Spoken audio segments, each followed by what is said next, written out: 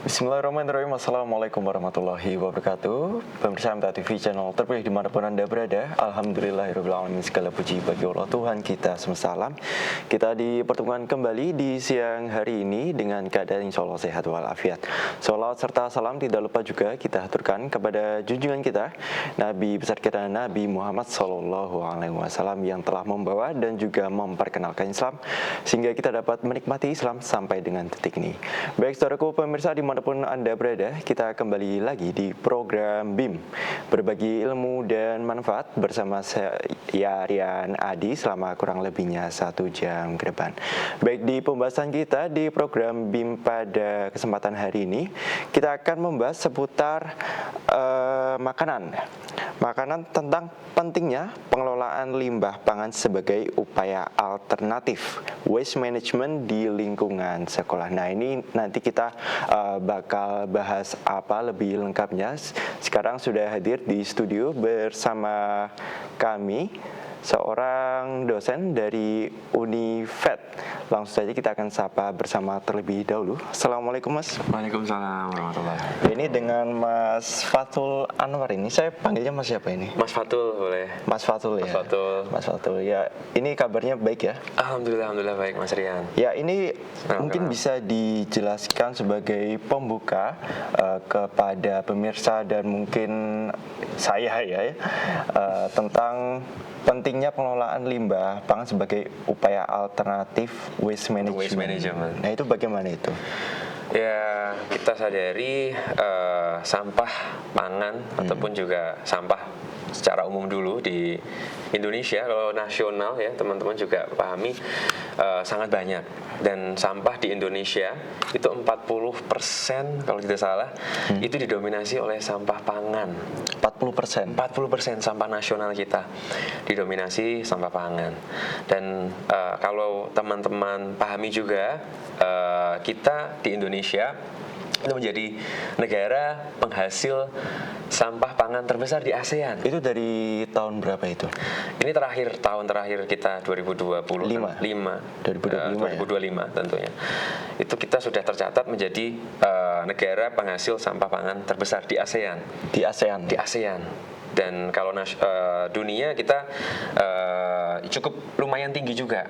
Dan itu memang saya kira banyak teman-teman kita semuanya juga pahami pasti terjadi sampah pangan secara behavior gitu, secara perilaku. Secara perilaku kita juga kadang di rumah sendiri itu membuang-buang makanan lah. Sedikit, walaupun sedikit tapi itu nanti kalau banyak orang juga akan menjadi hasilnya juga banyak ya. Sekali gitu ya. Tentunya ya itu menjadi concern saya sebetulnya beberapa kali melakukan penelitian di hal tersebut seperti itu.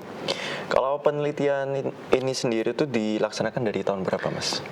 Kalau untuk historisnya saya, sebetulnya saya mengawali di 2021 sebagai tim peneliti. Waktu itu ada organisasi yang bekerjasama dengan Bappenas waktu itu, kita meneliti tentang food waste dan juga food loss. Jadi kita pahami sampah pangan itu sendiri ada food loss dan juga food waste. Itu kalau food loss itu adalah sampah pangan yang dihasilkan dari komoditi pertanian atau komoditi yang belum menjadi makanan gitu. Belum diolah ya? Belum diolah. Masih mentah-mentah. Masih mentah. Jadi mungkin kalau beras kita sampaikan beras yang nanti mungkin saat dipanen kecer di jalan, jatuh di jalan dan juga tercecer dimanapun. Nah itu food loss. Sedangkan kalau food waste kita pahami sampah dari makanan jadi. Jadi yang kita makan sehari-hari ada sisa.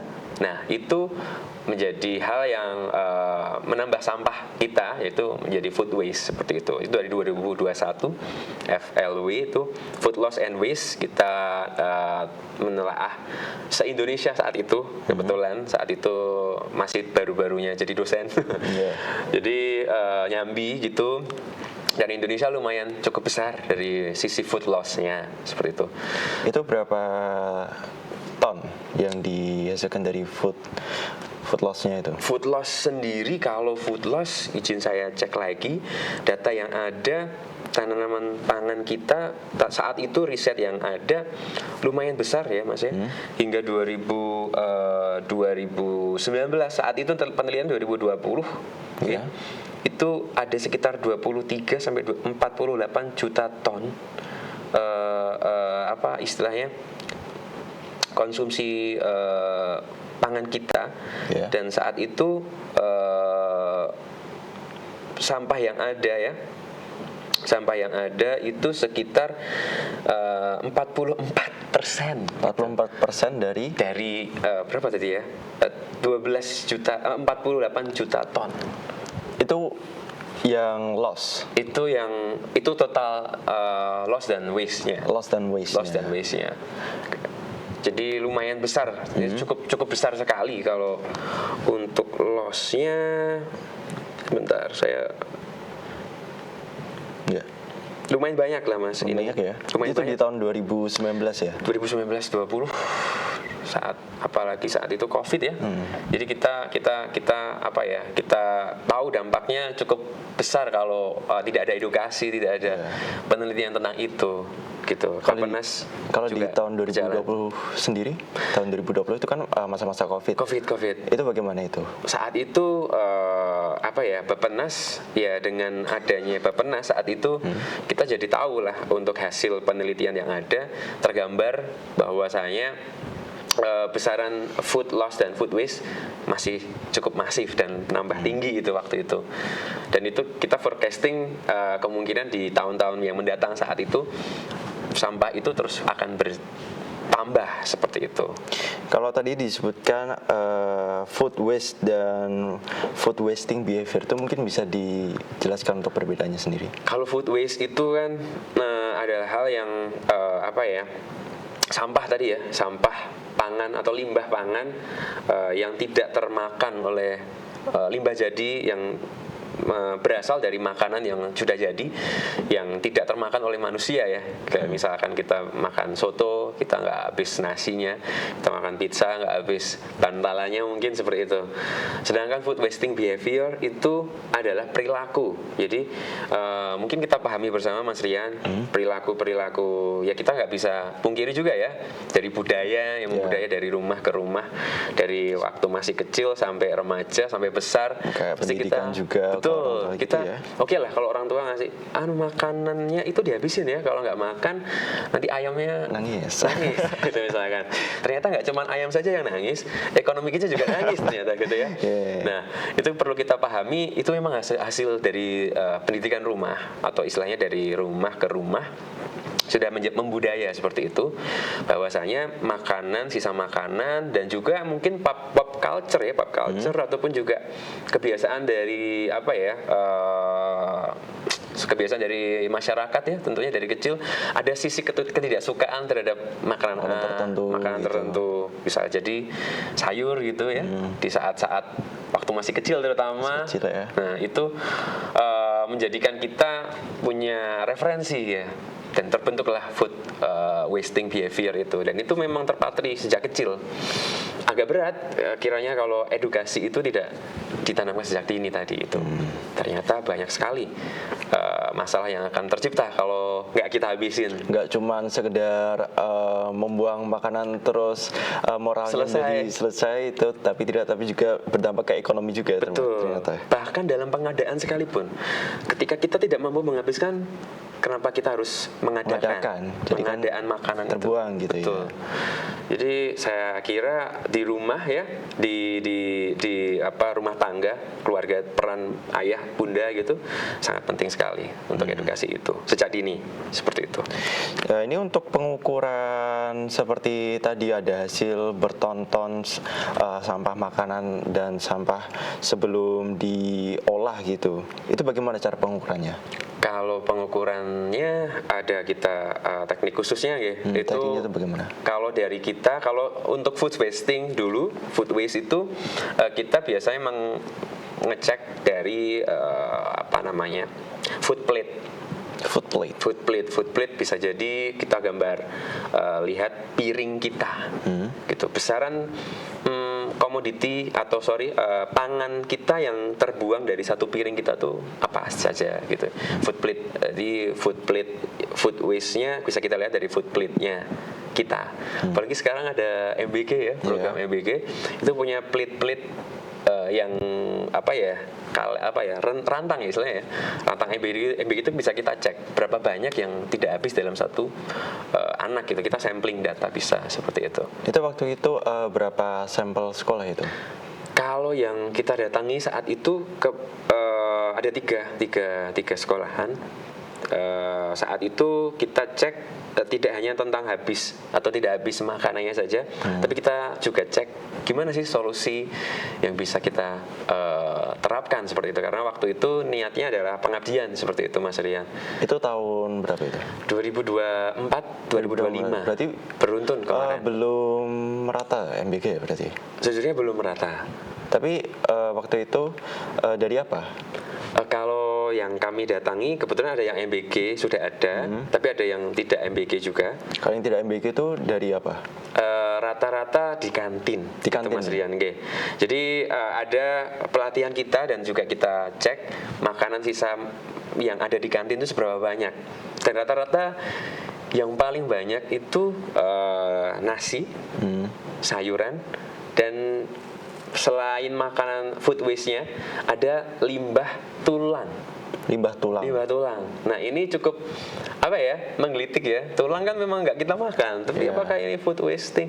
Saya kira kalau memang itu menjadi sampah yang bermanfaat, kenapa nggak kita juga olah gitu? Makanya kita juga datang membawa solusi saat itu, melakukan pelatihan pengolahan limbah dari tulang seperti itu untuk jadi pupuk.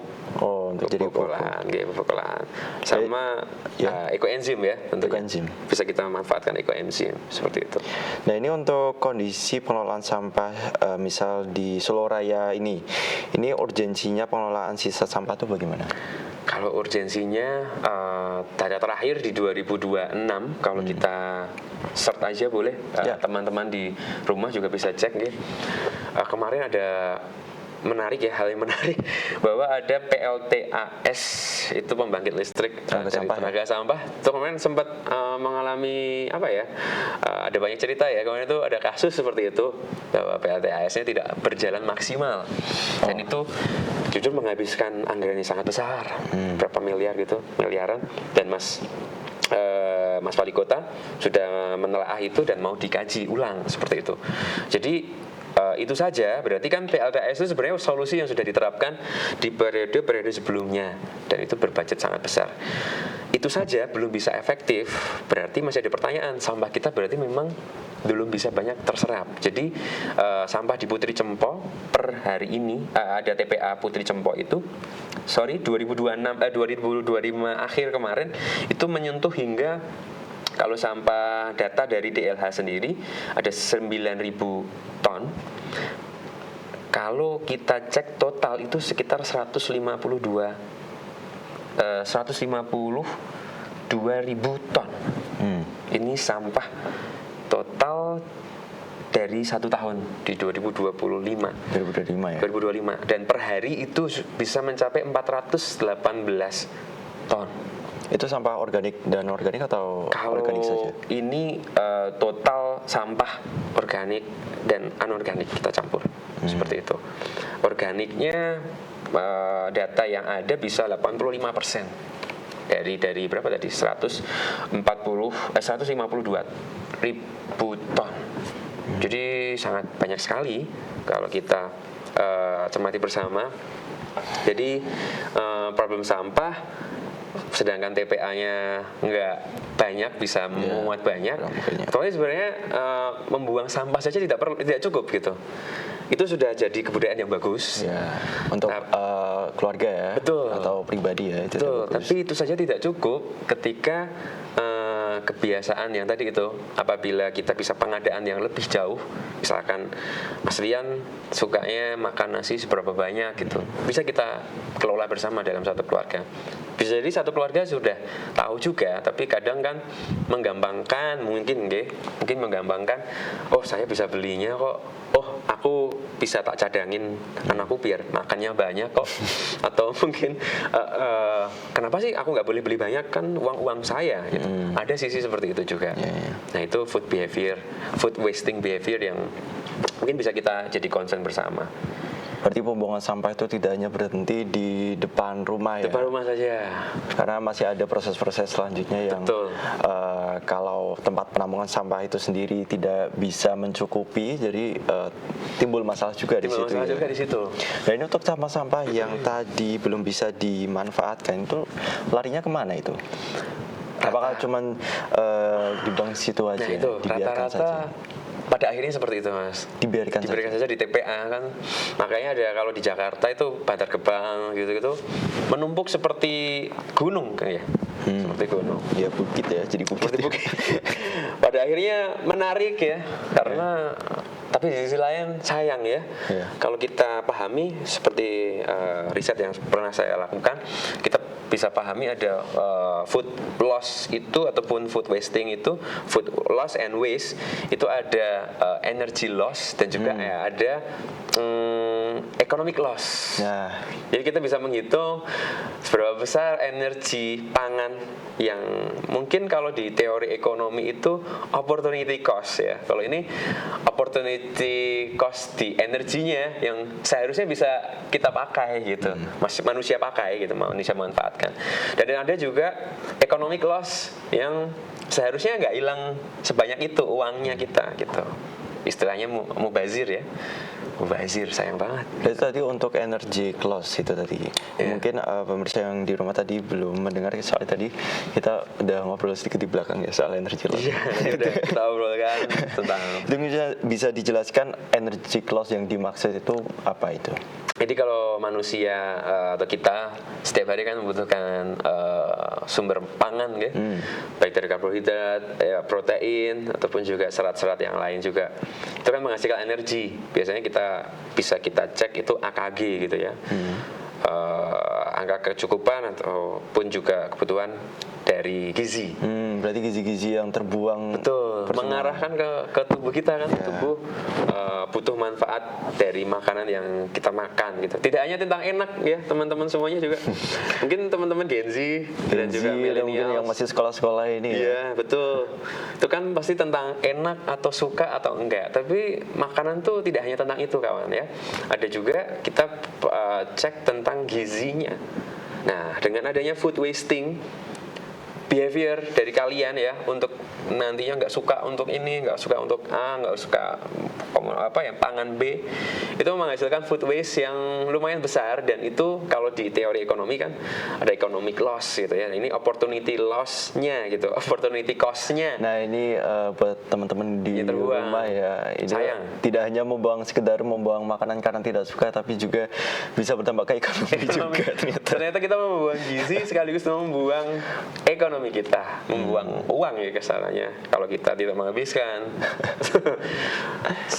Secara simpelnya seperti itu teman-teman. Jadi ya sayang banget sebenarnya. Sayang banget. Nah, itu untuk perbedaan waste atau sampah yang terbuang sebelum MBG dan setelah MBG itu apakah ada perbedaannya antara makanan yang biasanya terbuang itu ada nggak? Sebelum terbuang dan sebelum juga MBG dan setelah MBG. Setelah adanya MBG. Ya, tren makanan yang loss itu apa? Oke. Kalau tren makanan yang loss tadi mungkin kalau food behaviornya terbawa dari rumah, paling tidak rumah itu sudah punya budget untuk teman-teman belanja gitu atau membeli gitu. Misalkan Mas Rian atau saya dari kecil di budget misalkan berapa ya? 5.000 lah. 5.000. Anak SD ya. Anak SD 5.000 beli apa ya?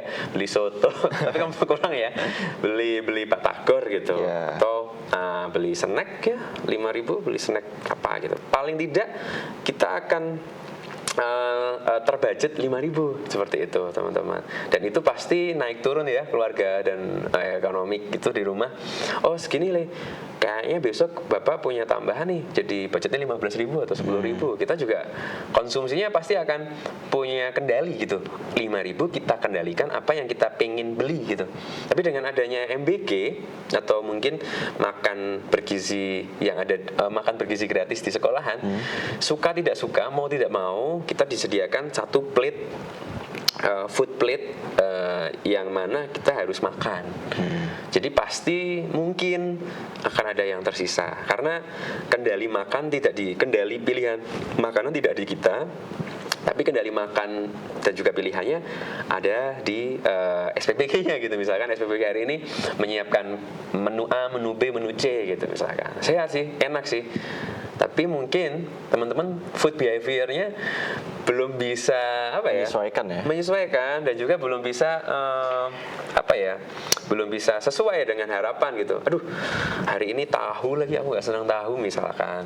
Tapi kalau sebelum ada MBG tadi kita punya 5.000, aku bisa belinya ini deh, aku mau beli ini. Pikiran kita udah pulang atau pas saat istirahat, aku mau makan soto gitu misalnya. Jadi ya itu tadi food behavior-nya pasti akan berbeda seperti itu.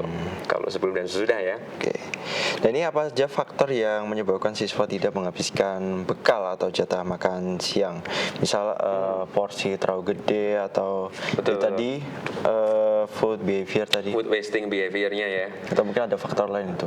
Tentunya kalau faktor pasti dari rumah ya. Balik lagi. Pertama kebiasaan, itu yang paling tidak bisa kita pungkiri ya. Dari teman-teman semuanya punya kebiasaan di rumah. Bapak Ibu mungkin memiliki treatment ke teman-teman, makan harus nasinya paling banyak gitu. Biar kenyang. Nanti cepet tumbuhnya.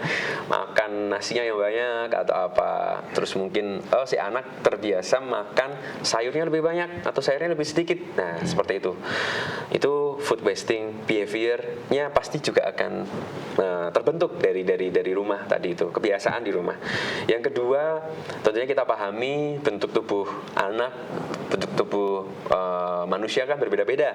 Tentunya kalau bentuk tubuhnya berbeda, kebiasaan berbeda, budaya berbeda, isian organ tubuhnya juga berbeda, lambungnya juga berbeda. Ada mungkin anak yang terbiasa punya budaya makan yang banyak, lambungnya kan cukup kuat, ada seperti itu. Tapi ada sisi lain juga anak yang picky eater tadi ya, mungkin dari kecil udah picky eater sampai gede, dan itu disahkan, diiyakan oleh keluarga. Oh, si anak ini dituruti seperti itu. Otomatis kan tidak menggembleng si lambungnya jadi kuat atau jadi muat banyak gitu. Nah, jadi yang kedua adalah istilahnya tadi ukuran tubuh atau ukuran istilahnya kapasitas porsi yang bisa dimakan itu juga beda. Jadi ukuran lambung, kapasitas tubuh dalam menerima makanan juga berbeda. Itu yang kedua. Yang ketiga, durasi itu Mas. Itu yang paling menjadi penting ya. Durasi apa itu? Durasi siswa dalam makan itu menjadi penting loh. Oh, durasi. Penting juga. Jadi itu misalkan makannya cuma 15 menit ya, makannya 5 menit ya, makannya mungkin 10 menit. Nah, itu menjadi penting juga. Karena nafsu dan juga durasi makan di waktu-waktu tertentu. Saya kira pasti kalau makan siang kita pahami jam 12 itu ya. Istirahat jam 12 gitu. Tapi ada yang kalau kebiasaan di rumah jam 12 itu belum makan, mungkin nyemil dulu atau apa dulu, bisa juga jadi kantin. Betul. Gitu ya. Ada juga yang durasi makannya itu aku harusnya lama gitu. Tapi nyun sewu ya, mohon maaf dengan adanya waktu yang harus dikejar gitu. MBG kan ada waktunya tuh. Iya, cuman berapa menit, berapa setengah jam atau berapa menit harus segera diambil. Omreknya itu ya? Omreknya habis tidak habis diambil. Tapi kalau kita punya preferensi tadi membeli sendiri, kan kayak semua mau gue aja. Makan iya kan, kita mau makannya makan semau gue. Habisinya juga kayak semau saya gitu ya, misalkan. Tapi itu juga opsional ya. Yang terakhir itu sensori, tuh Mas. Sensori. Jadi suhu makanan dan juga kapasitas dari SPPG itu kan punya sampai ke tangan siswa itu pasti memiliki sensori, baik sensori suhu dan juga sensori preference ya. Ini rasanya apa itu kan sensori lidah kita. Ya kadang kalau nggak hangat itu kan ya kurang enak gitu. Itu baru tentang suhu. Tapi sensori rasa tiap anak punya rasanya masing-masing. Kadang ada yang bilang gimana ya, di rumah mungkin terbiasa ibunya suka yang manis-manis, jadi terbiasa, lidah itu terbiasa budayanya makan yang agak manis. Kalau nggak manis kayak kurang mantep gitu misalkan ya. Soto harus dikasih kecap yang melimpah. Ada juga yang kayak gitu. Ada juga yang makanannya harus yang asin gitu. Kalau nggak asin, aduh kayak kurang nendang. Ya kadang beberapa orang juga kan lidahnya buat orang ini asin, ternyata buat kita sendiri kurang asin. Sama ya kalau pengadaan makanan di sekolah gitu, di SPPG pasti kan punya standar makanan dengan rasa yang berbeda-beda. Nah itu yang yang mungkin bagi sebagian banyak teman-teman, apalagi personalnya beda-beda, ada yang nggak bisa menerima, makanya ada sisa-sisa makanan dari itu tadi gitu, sensori itu yang terakhir. Jadi solusinya ya sebetulnya kita harus pengelolaan makanan sebaiknya ya ada dan menyediakan sesuai dengan kebutuhan si siswa. Tapi dari situ kan ada pertanyaan nanti, dan nanti berarti ribet sekali dong. Memang kita pusing juga ya sebenarnya, serba salah. Tapi idealnya memang pengadaan ada di sekolah gitu, saran saya. Edukasi juga ya. Edukasi juga. Jadi dari sisi siswanya juga harus diedukasi, saran saya. Dari sisi pengadanya juga harus kita evaluasi gitu. Edukasinya dan evaluasinya harus berjalan. Jangan saklek itu terus gitu. Kadang kan ada yang sisi seperti itu ya. Soalnya saya pernah juga nih, Mas Rian, saya pernah pelatihan di tentara gitu ya. Makan tuh bisa cukup 5 menit saja. Oh iya, saya juga pernah itu. Pernah juga? Dulu sebelum jadi peneliti atau jadi dosen, saya pernah bekerja di perusahaan. Jadi perusahaan saya mewajibkan untuk pelatihan itu bahkan se-ekstrimnya pernah 1 menit makan. Habis nggak habis, harus habis gitu. Kalau nggak habis, push up. Nah, tapi kan kita nggak bisa membegitukan ke makanan yang ke siswa gitu, tidak bisa. Betul. Meskipun niatnya bagus. Baik pemirsa dimanapun Anda berada, itu tadi sekilas perbincangan kita menarik sekali tentang bagaimana makanan itu terbuang sia-sia dan berdampak tidak hanya ke tempat sampah tapi juga ke ekonomi. Kita akan lanjutkan perbincangan kita setelah pesan-pesan berikut ini. Tetap bersama kami. Pemirsa dimanapun Anda berada, Anda masih bersama kami di program BIM, berbagi ilmu dan manfaat bersama saya Rian Adi. Mari kita lanjutkan perbincangan kita dengan Mas Fathul Anwar. Baik Mas, kita lanjutkan perbincangan kita tadi, sudah banyak ya di segmen 1 tadi ya. Udah setengah jam kita berbincang. Kita lanjutkan perbincangan kita. Nah ini untuk yang pertanyaan selanjutnya nih. Nah ini sejauh mana komunitas di sekolah itu memahami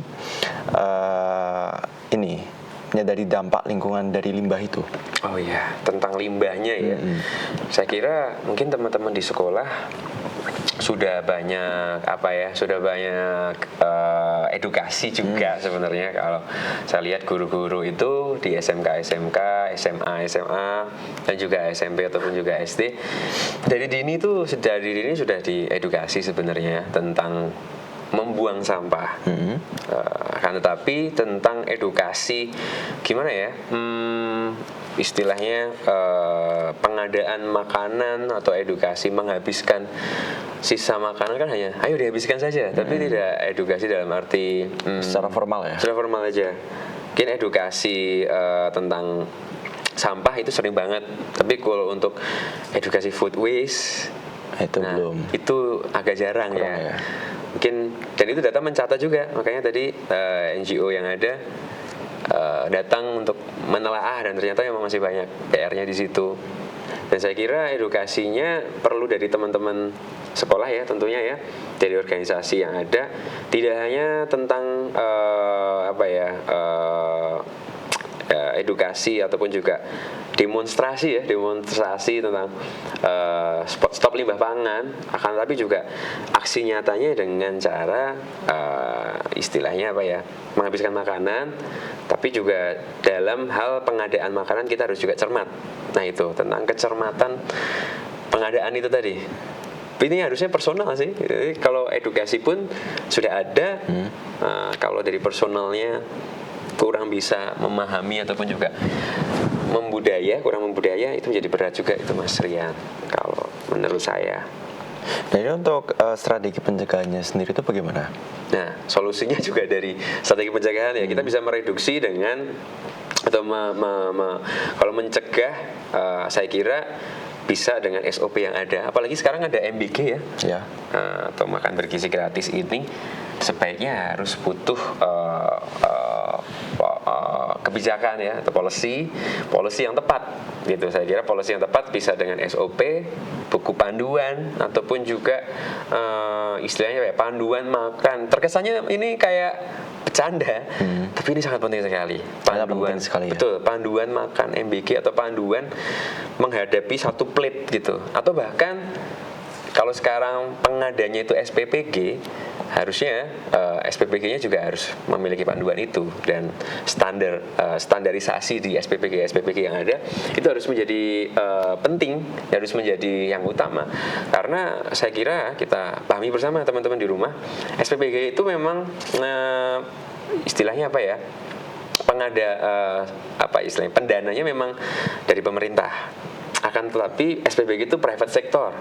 Itu personal, itu jadi usaha pribadi ya, jadi itu milik personal orang, itu orang-orang yang punya bisnis, dia membuat SPPG, jadi tanggung jawab dan juga limpahannya menjadi limpahan personal. Nah, itu akan menjadi PR ketika tidak diaudit, tidak dilakukan monef, tidak juga dilakukan standarisasi yang sama, terutama dalam hal penanganan sampahnya. Pengadanya juga penting. Nah itulah kalau kita pahami Mas Rian, kalau di luar negeri itu ketika kita nonton film gitu ya, kita lihat seringkali kalau di sekolah-sekolah gitu di luar negeri gitu, makan di kantin kan? Iya. Makan di kantin. Tapi disediakan di sekolah. Ngambil makanannya gitu kan? Ngambil makanannya itu kan di kantin, plate-nya kosong. Maunya berapa banyak? Yang ininya banyak, yang ini sedikit, yang ini. Jadi pengadaan. Jadi mulai dari pengadaan personal orang di luar itu kita sudah paham gitu, dan itu memang terakumulasi. Sedangkan kalau di kita, kalau sudah dibawakan suka nggak suka, mau nggak mau, satu plate harus dimakan kan pasti ada yang nggak habis gitu. Beda kalau kita makanan itu ada di kantin gitu, ada di kantin, penyedia dan pengadanya kita langsung dari sekolah, dan itu masih fresh, dan secara personal kita sebagai istilahnya apa ya, siswa pasti punya preference tadi itu. Food behavior-nya atau food wasting behavior-nya akan kurang ketika kita punya preferensi, aku itunya lebih banyak, ininya lebih banyak. Berarti kayak bisa dibilang tuh lebih baiknya tuh dimasak di sekolah aja. Better seperti itu sejujurnya. SPPG-nya hadir atau ada di sekolah, atau sekolahnya itu sebagai SPPG-nya gitu. Bahkan kalau SPPG-nya atau istilahnya pengada makanannya ada di sekolah, sekolah pasti tahu apa yang menjadi bagus untuk siswanya dan seberapa banyak siswanya itu butuh apa gitu misalkan, dan pastinya lebih fresh. Itu juga mengurangi food waste dan juga food loss. Menguranginya. Nah, semisal sekarang Mas Rian, kalau sudah terlanjur food waste-nya ada banyak gitu. Kemarin juga sudah kami lakukan juga pengabdian dan juga edukasi tentunya dari pengolahan limbahnya. Itu menjadi perlu juga. Kalau tadi saya sudah bahas, kalau bisa kita meminimalisir jangan sampai ada limbah, tapi kalau faktanya memang masih ada limbah, gimana solusinya? Kita bisa reduksi dengan pengolahan limbahnya. Limbah yang paling banyak itu nasi yang paling besar, sayur yang paling besar, yang sisanya adalah tulang dan sebagainya. Itu bisa kita olah ternyata Mas Rian. Itu bagaimana itu? Nah, hasil olahan dari limbah-limbah itu. Limbahnya bisa kita olah. Kalau kemarin kami hadir datang di sekolah itu, kalau limbah-limbah pangan yang bisa istilahnya apa ya? bisa membusuk gitu, rata-rata kita pakaikan dari pendekatan. Nah ini mungkin ada gambaran juga Ya. dari yang kemarin kita datang ya. Itu sedang melakukan apa itu? Nah itu kita kemarin ada ekoenzim kalau dari beberapa yang bisa kita olah. Kalau yang ada di gambar ini kita melakukan pengolahan dari limbah tulang ayam. Yang ini ya, yang Iya. botol ini. Ini kan tulang ayam kita bakar, terus kita nanti akan ambil dari kaliumnya gitu ya, untuk bisa kita bikin pupuk kalau waktu itu mas. Tapi kalau untuk limbah yang bisa membusuk gitu ya, sayuran ataupun juga nasi dan sebagainya, kita bisa bikin, atau buah-buahan ya, tentunya buah-buahan yang paling banyak itu ekoenzim mas. Ekoenzim tuh nanti pengaplikasian itu Cairannya. bagaimana? Nah, pengaplikasiannya nanti dari limbah yang ada kita bisa fermentasikan gitu teman-teman semuanya. Mungkin dari 9 hari atau 20 hari gitu ya, kalau untuk ekoenzim itu bisa maksimal seperti itu. Nanti manfaatnya bisa kita pakai ekoenzim itu kalau teman-teman dan Bapak Ibu semuanya di rumah punya tanaman, mungkin bisa ditanamannya. Dan juga selain jadi pupuk, ekoenzim itu bisa ke sana mas, itu juga bisa menjadi pel lantai. Pel lantai juga. Pel lantai juga pembersih lantai, dan juga manfaat yang lain ya, misalkan mau untuk apa ya, kalau boleh sebut merek nggak ya, tapi nanti terafiliasi ya, detolan gitu. Pembersih apa itu? Pembersih apa ya, detol itu? Pembersih badan atau kaca atau apa itu? Berbagai perangkat gitu. Oh iya. Oke. Oh iya iya. Ya, maaf. Jadi seperti itu. Jadi selain itu tadi juga tentang tulang ya. Ya. Tentang tulang. Tulang itu bisa kita bikin untuk pupuk juga. Oke. Yang terakhir kita bisa olah menjadi maggot. Maggot. Maggot itu biasanya kita bisa pakaikan untuk limbah pangan yang ada. Kita fermentasikan, Ya. tapi juga kita berikan apa ya istilahnya, benih dari ulat gitu si ya. maggot tadi itu. Nanti untuk memakan sampahnya tadi ya. Itu solusi yang lain juga, yang mana kita bisa menghasilkan maggot dari hasil pangannya seperti itu, atau hasil sisa pangannya. Nah si maggot ini nanti bisa kita pakaikan untuk pakan, Ya. gitu. Pakan ternak tentunya. Ya. Banyak banget maggot itu dijual juga sebenarnya, mahal. Ya, beberapa juga Value-nya naik gitu. ada ya, banyak itu sekarang petani-petani maggot itu yang memanfaatkan sampah-sampah dari makanan itu sendiri ya. Betul. Iya. Nah ini untuk pertanyaan selanjutnya, ini bagaimana cara merancang sistem pembagian makanan di kantin agar porsinya sesuai dengan kebutuhan siswa tadi? Nah, sistemnya ini harus terintegrasi tentunya. Ini Mas Rian, tadi kita udah ngobrol juga tentang food loss Ya. dan juga food waste. Kalau memang mau kita telaah, idealnya dari sisi pengadaan di SPPG itu sudah harusnya meminimalisir food loss. Jadi belum nanti food waste, kita harus cek dulu dari pengadanya dulu, SPPG-nya. Sistemnya ya dari rantai pasok yang ada. Kalau di pertanian kita pahami ada rantai pasok pangan, itu supply chain dan juga value chain di pangan kita, itu kan pasti ada nilai value si komoditinya, ada juga harga si komoditinya. Nah kita harus telaah dulu, jangan sampai food loss itu terjadi dari SPPG tentunya. Pengadanya beli di mana, kecernya seberapa banyak, terus kalau sudah jadi makanan jadi di siswa nanti habisnya seperti apa, seberapa banyak siswa itu menghabiskan atau tidak menghabiskan. Itu semua kan bisa kita integrasikan menjadi satu kurikulum, mungkin kurikulum yang mungkin punya SOP khusus gitu Mas Rian. Kalau di siswa ya mungkin makan harus seperti apa, duduk semuanya, adabnya, terus mungkin akan lebih baik ketika tadi kan sudah ada solusi, kalau misal bisa SPPG-nya hadir dan ada jadi sekolah tadi, kantin itu akan lebih baik. Kalau enggak ya berarti pertanyaan sekarang siswa bisa menyesuaikan apa enggak dengan SOP yang ada. SOP-nya ya sesuai dengan riset yang ada. Mungkin duduknya seberapa lama, makannya berapa lama, dan juga dari awal harus punya preferensi bisa habis apa tidak.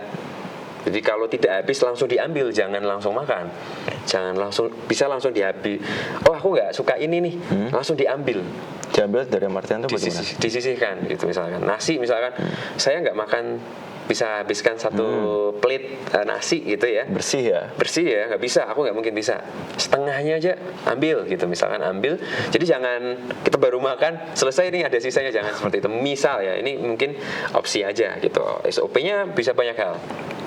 Termasuk juga beberapa hal yang tentunya menjadi luaran dari limbah itu sendiri. SOP-nya setelah makan nanti limbahnya dibuang sesuai tempatnya gitu.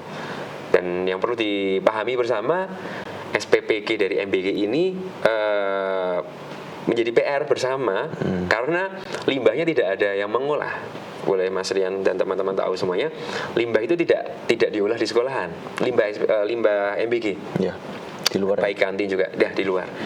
Dan MOU yang ada mengisyaratkan SPPG wajib mengurusi limbahnya.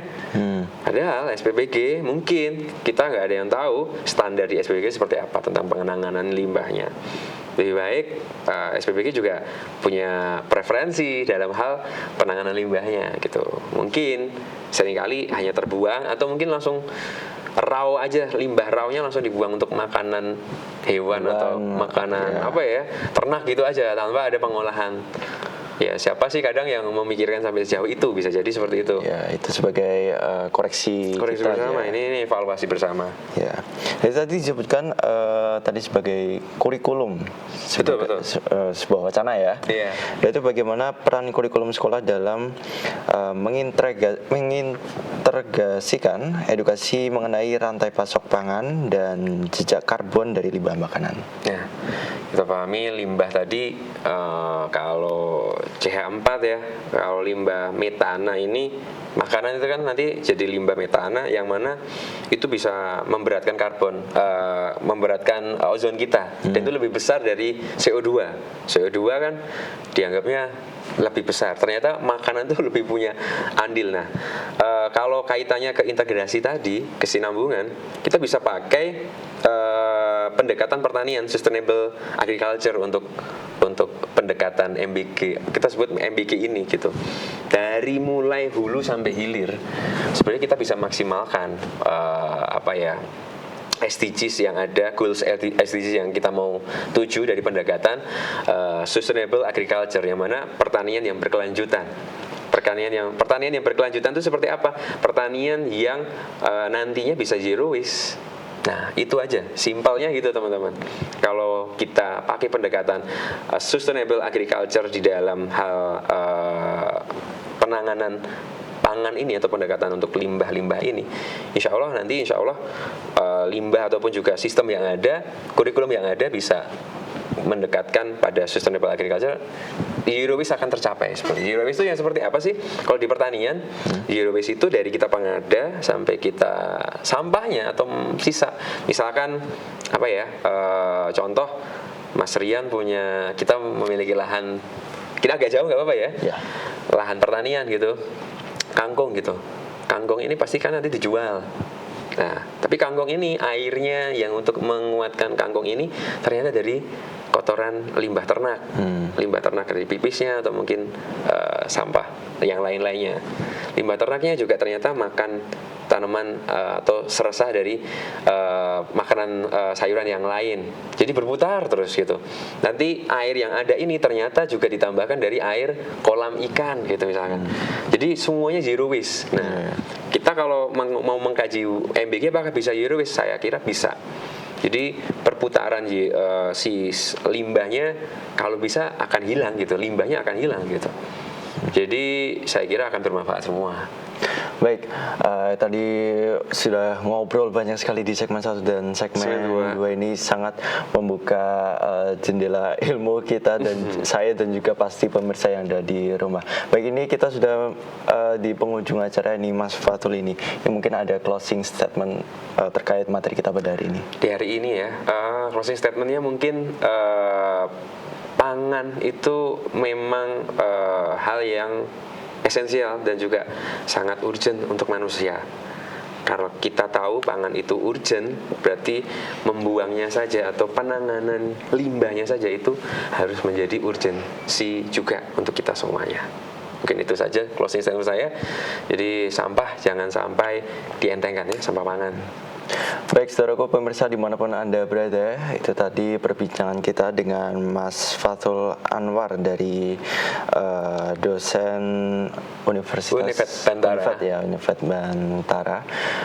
Tadi berbicara mengenai limbah makanan yang biasa bagi kita yang ada di rumah, bagi pemirsa yang di rumah dan juga saya sendiri kadang menyepelekan limbah-limbah tersebut, tapi ternyata mempunyai dampak bahkan ke ekonomi itu sendiri.